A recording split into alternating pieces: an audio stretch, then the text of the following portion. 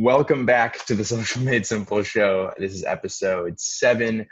Today, I'm joined by the Chief Technical Officer of Social Made Simple, Chris Flynn. Chris, thanks for hopping on the show today. Thanks for having me, Chief Technology Officer. Oh, gotcha. See, that's how much I know. We're off to a hot start. With Chris being a part of the team, being a huge integral part of the team, and being more someone who's behind the scenes, someone that we talk to, but is not always someone that, everybody has face-to-face interactions with or conversations with every day. So I think this is going to be a much more interesting take on Social Made Simple. And you were one of the first people to be involved with the company. So I am honestly personally excited just to hear about, your history and, how you got started with Social Made Simple. So I think that'd be a great place to start. Cool. I was one of the first people hired. I'm the longest tenured employee now, not counting the owner. And so that's going to be 9 years in a month or two. Wow. So it's a while. It's a little different than when I joined. When I joined, it was a platform for real estate agents to go, kind of saying, hey, there's this social thing happening.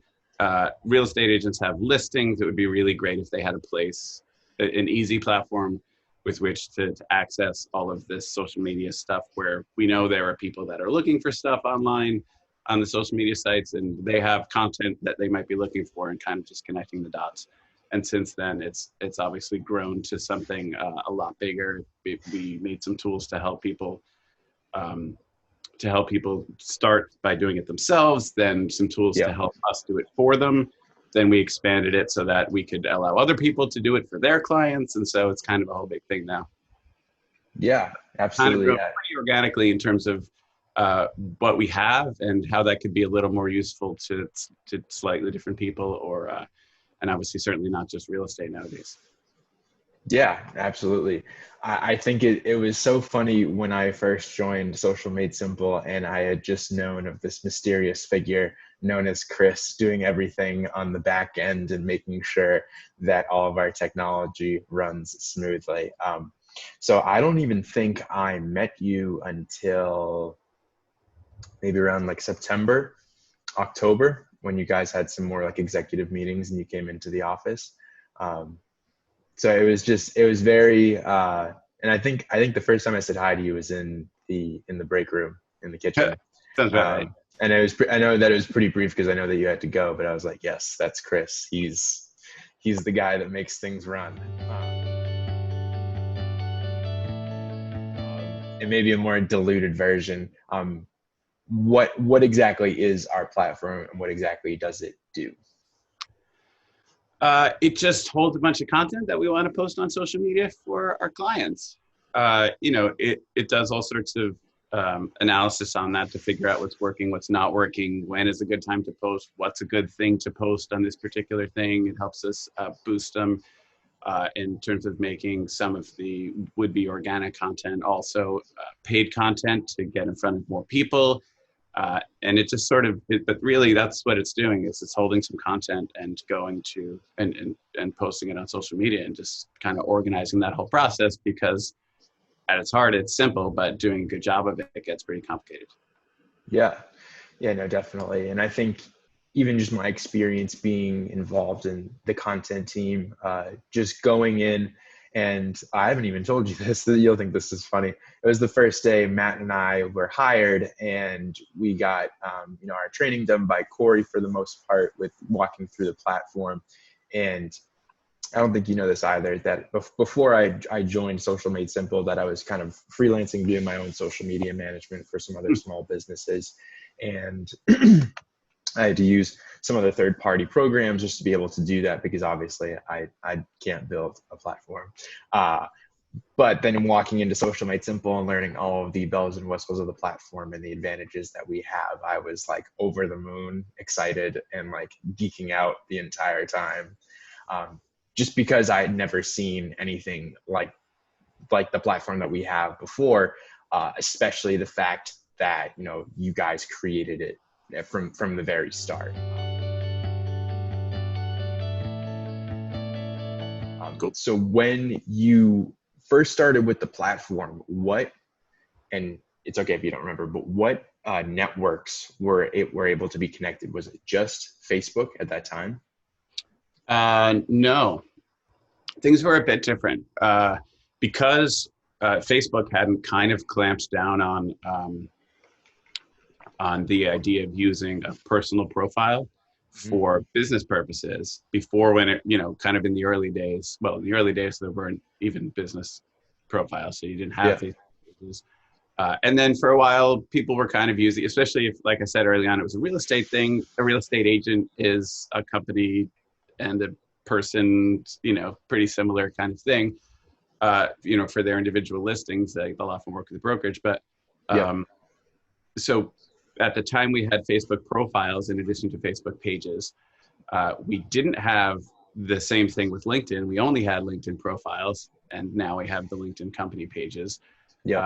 We didn't yet, and have since added and then removed Google Plus pages, because Google Plus came around and then went away in that meantime. And we also posted to WordPress blogs at the time, like a sort of a pretty long form thing that we also stopped doing a little while ago, when sort of the separation between social media posts and long form blog posts became something where it wasn't advantageous to have one system handling both of those pieces of content. Yeah, wow, I did not even know that.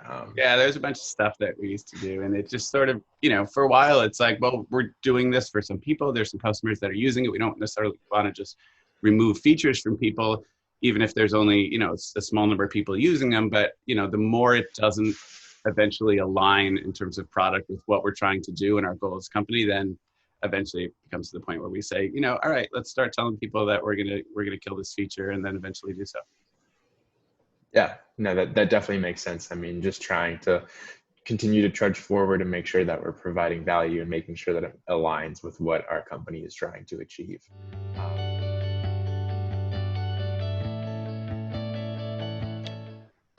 It depends how they're using it, really. So in terms of their direct use of the platform, I'd say, well, I guess maybe it's the same answer either way, but it's that I think it makes it pretty easy and straightforward. That kind of has to do with killing a feature, is that if something is just kind of more in the way than helpful for most people, then maybe we don't want it there. And so I think the simple part of SocialMadeSimple drives a lot of what we do, so that if somebody is coming to either use our platform to make some posts themselves, or more commonly that they're hiring us to handle their content, and that they're just sort of managing overseeing our making content for them, that it kind of puts the information they want directly in front of them and makes it easy for them to use. And I think that's also true of our other customer, which are our internal users. You said you were doing content yourself before, and we try to make it as easy as possible for that, so that we can drive down our costs and keep the value high. So I think the two different users are pretty different in terms of how they use it, but the goal is pretty much the same. Make it as easy as possible to do what we want in as few clicks as possible, kind of thing. Yeah, and keeping ROI as green as possible is always the goal of the business. The more one person can do, the less we can charge all those people.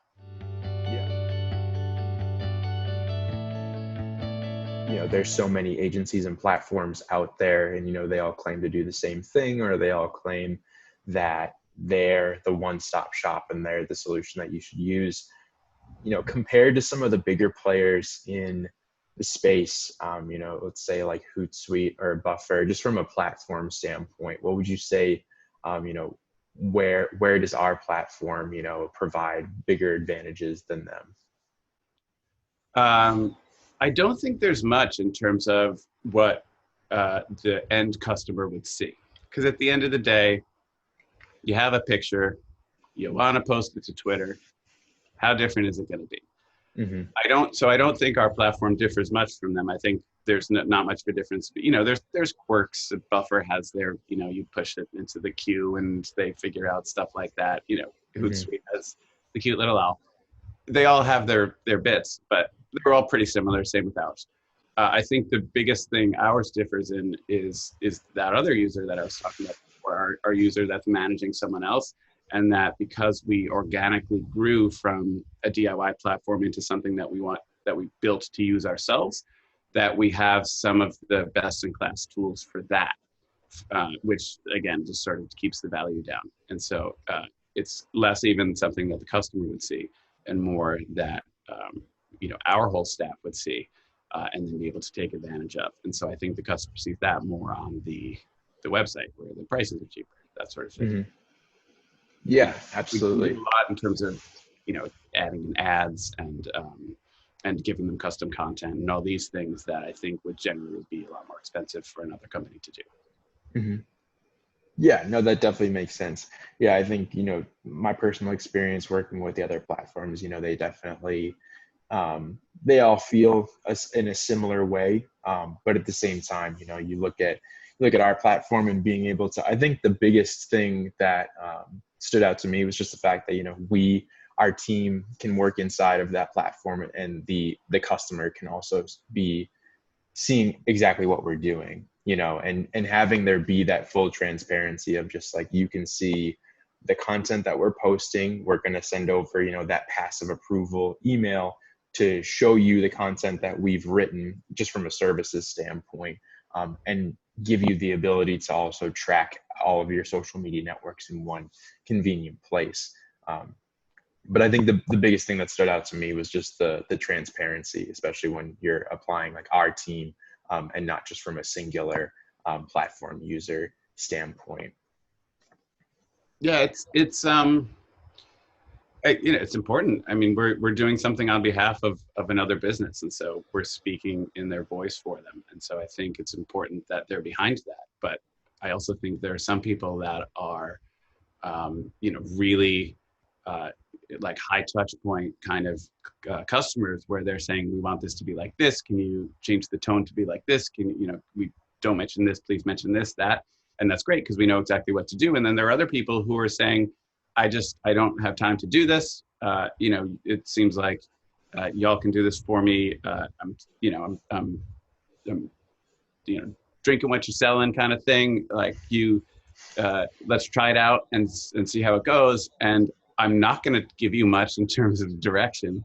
I'm just going to see if you do a good job. And so we need to be able to figure out what we need to do for XYZ customer, kind of just with a brief description of what they're doing. So, and that's on everyone doing content, that they're able to kind of figure that out based on prior customers or experience with the industry or whatever. But, you know, we need to have a system that works for both types of customers who are pretty different. Yeah. I think it would be good if you kind of speak upon some of the other features in our platform, you know, something like the mail merge tags and the UTM codes that really start to apply a lot of value when it comes to multi-location businesses. Yeah, it helps a lot. So, you know, stuff like the UTM codes are URL parameters that you use to tell Google Analytics, hey, this person came from this sort of thing, and whether that's they came from you know, they came from a link that's a Google ad, or they came from a link that's a Facebook post or whatever, to kind of know that. So particularly when we work with multi-location places that kind of centralize all their tracking stuff, the idea that everything came from a Facebook post or whatever, that it helps them to know like where they're getting their value. So the UTM codes are something like that, where they want to know like, hey, you guys are doing a lot of our, you know, are driving a lot of our traffic. How much of it? So that they know we're paying this much for some social content, and we're getting this much out of it. And so it's helpful for them. The same thing with the mail merge tags, that we can substitute in, you know, certain things, and a single post can apply to a whole bunch of different things by substituting in the name and the address and things like that. Change the address of a business, you don't want to necessarily have to change a couple hundred posts. So it comes in handy for that. And that's all just organically, just us doing the job and then saying, you know, how to make it a little bit better. You know how to make it a little bit better. And after a couple thousands of those and at some number of years, you wind up having a pretty good system in place. I think as a final note, what would you say to, let's say, the small business owners, or even a multi-location business owner, where does our, platform come into play? Like if they're not using a service like ours, and they're doing, they're trying to do everything on their own, what would you say to them just in terms of the value that, the platform and our team brings to the table? Well, the platform and the team are pretty different things. I think they bring to the table. The team, I think, it's the experience and the expertise of using the platform that that really sets us apart, and those efficiencies that we talked about that enable us to do things, do more for less, do probably more than you're going to get elsewhere, and for less than you're even going to be charged for less elsewhere. So I think well, I guess they kind of work together in that respect. Yeah, definitely. All right. I think that is all the questions that we have for today. Chris, thanks again for joining us today. You bet. Be sure to check out our website. If you have any other questions, you can always schedule a call with me, Ryan Chiasson. Again, it's SocialMadeSimple.com. Be sure to check us out and check out all the other videos that we have for the SMS show on our YouTube and other social channels. Until then, we will see you next time.